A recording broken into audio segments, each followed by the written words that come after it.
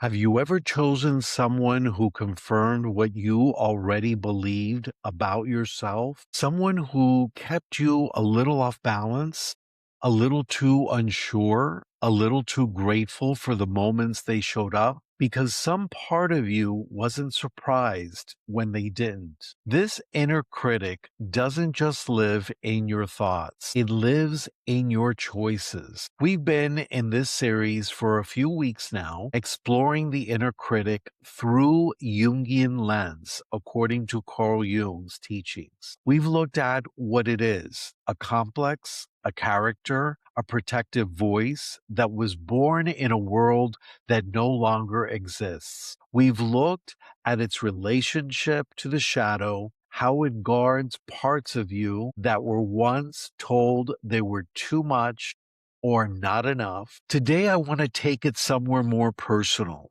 because the inner critic doesn't just shape how you feel about yourself when you're alone, it shapes what you believe you deserve from other people. And that belief quietly runs your relationships. This video is for you if you've ever stayed too long somewhere that didn't honor you and wonder why. If you've ever pushed away someone safe, if you've ever loved and immediately wondered when it would end, stay until the end. I want to give you not just a framework, but something you can actually use in your relationships that matter most to you. Hello, I'm Dr. RB. I'm a licensed psychologist in Florida and New York. If you are returning back to my channel, welcome back. And if you're new here, I'm so glad that you have found your way.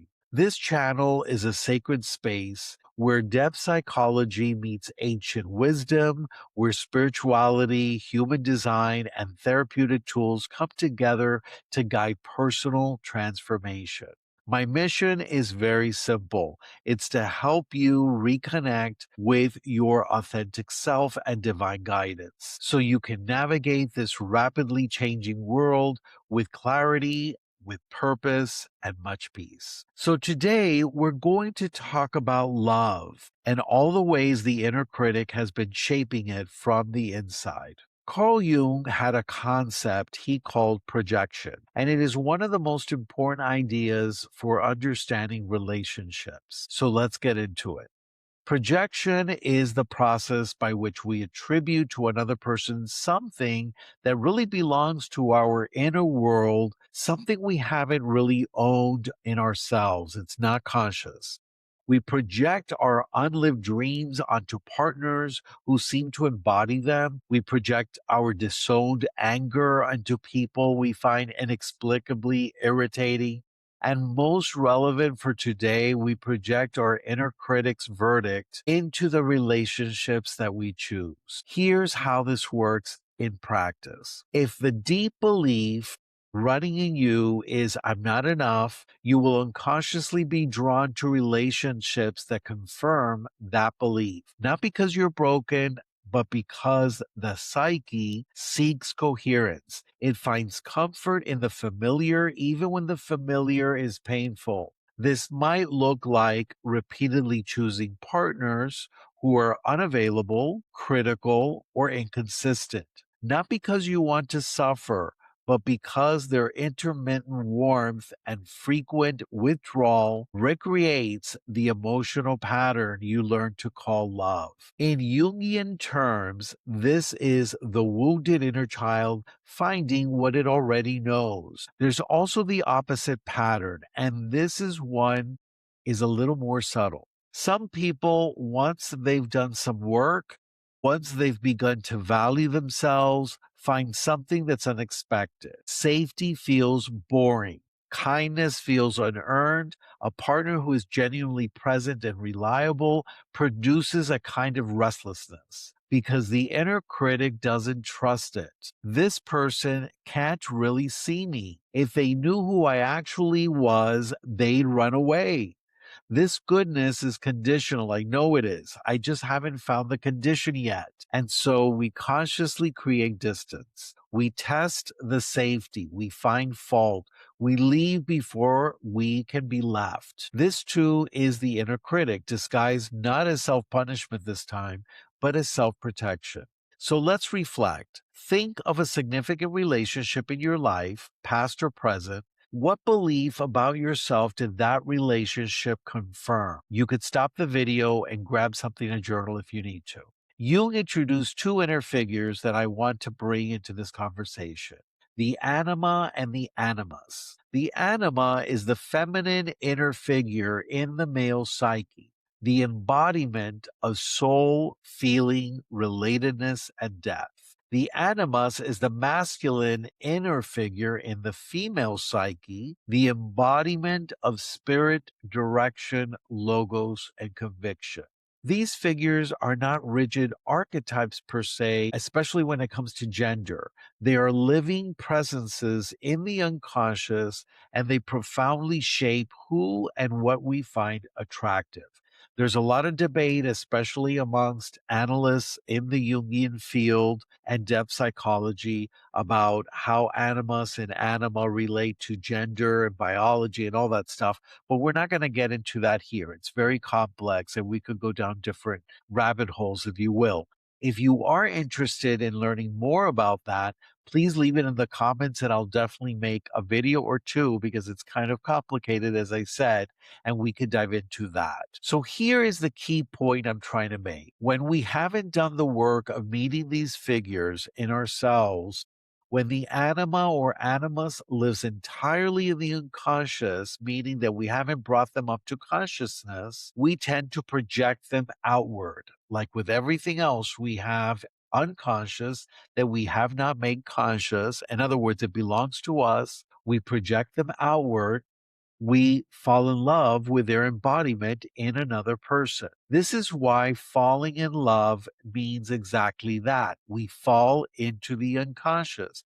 We fall into psyche. This also often feels like recognition, like, I know you, like this person is completing something in me. Yeah, we've heard that before.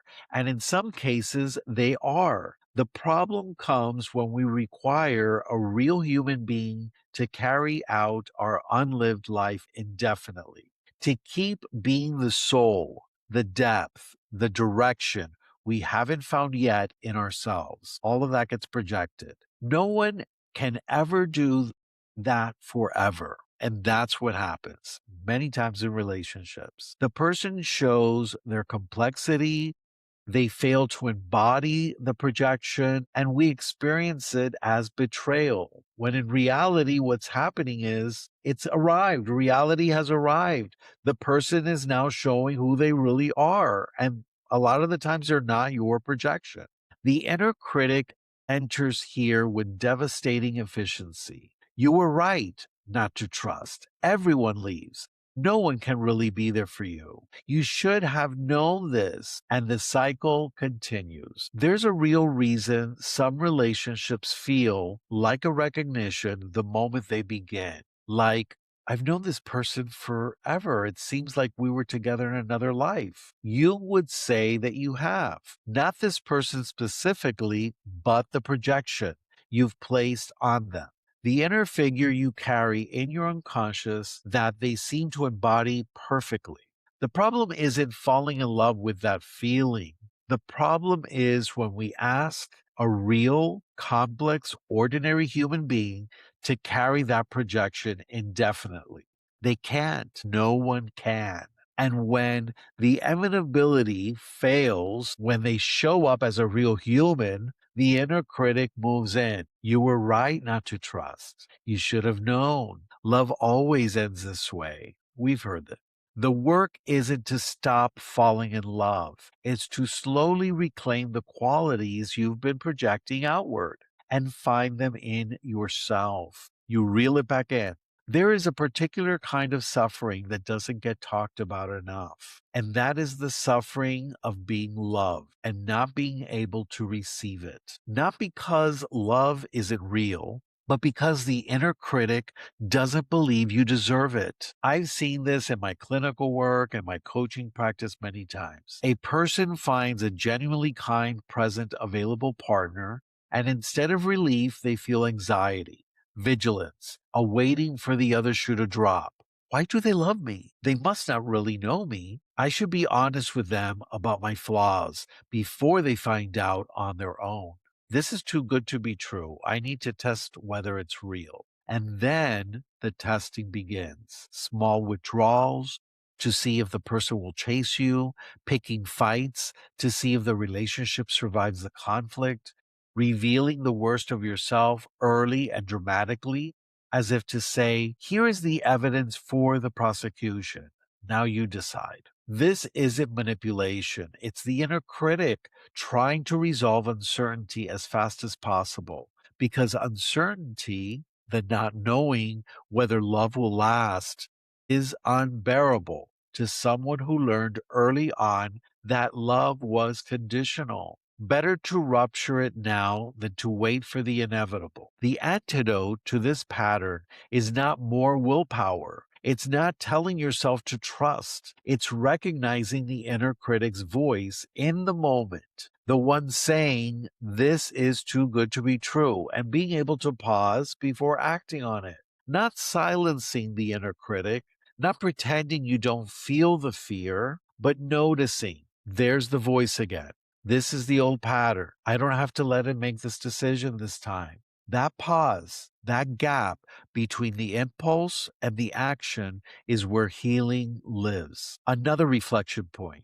Think of a time when someone offered you genuine care or love, and someone in you found a way to minimize it, deflect it, or find fault with it. What was the inner critic saying in that moment? What do we actually do with this? Not fix it overnight, not resolve a lifetime of relational patterns through a single insight, but begin with an honesty and gentleness to see more clearly. So I'm going to give you some points here.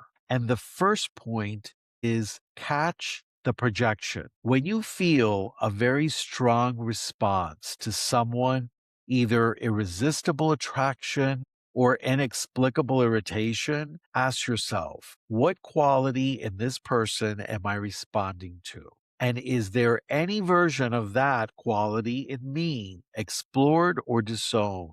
Strong projection usually indicates unfinished inner work, not a character flaw, an invitation. The second point, name the inner critic's relational story. What is the sentence the inner critic tells you about relationships? People always leave. I'm too much. I'm not enough. I drive people away. I always choose wrong. These are not truths. They are old stories forged in old circumstances being played into the present moment. The first step to writing a new story is knowing the one that's currently running in you. The third point, practice receiving. This sounds very simple, and I know it's not for many. If someone offers you a sincere compliment, let it land. Eat it up. Don't deflect. Don't immediately return it. Don't minimize it. Just say thank you. That means something to me. Notice the discomfort. Notice the inner critic's voice. They don't really mean it. You don't deserve it. And then stay with the discomfort for a moment longer than you usually would. That practice, small, repeated, deliberate, is what begins to rebuild the internal experience of being worthy of love. The inner critic didn't invent itself. It formed in relationships, in the early ones, where you were learning what love meant, what you had to do to earn it, what parts of yourself had to be hidden to keep it. And so, of course, it lives in your relationships now. It was born there. The work of healing the relational inner critic is not about finding the perfect partner, someone who loves you enough that the critic goes quiet. No one can do that. The work is internal. It's the slow, steady process of convincing yourself through experience, through reflection, through sometimes difficult conversations with an analyst or therapist or a trusted guide that you are enough. That love does not have to be earned. That being known does not mean being left. You deserve relationships where you don't have to prove yourself. You deserve to receive care without immediately looking for the catch. You deserve to be loved by someone who sees you, not the performance of you, and stays. And the inner critic, loud as it is, doesn't get to decide whether that's true. If today's episode landed somewhere personal for you, if you recognize yourself in any of this, I want you to know that the depth of this work is often more than we can hold alone. I offer a 90-minute threshold session for these types of work for exactly this to take root and to go deeper. A space to look honestly at the patterns that have been shaping your choices. So if you're looking for someone trained to hold that space with care, the link is in my bio as well as in the description below. I'd be honored to see if we can work together. If today's message resonated, subscribe, like, and share this video. It really helps this work reach the people who need it. And as always, this is Dr. RB. You are guided, you are loved, and your path is most sacred. Take good care of your soul.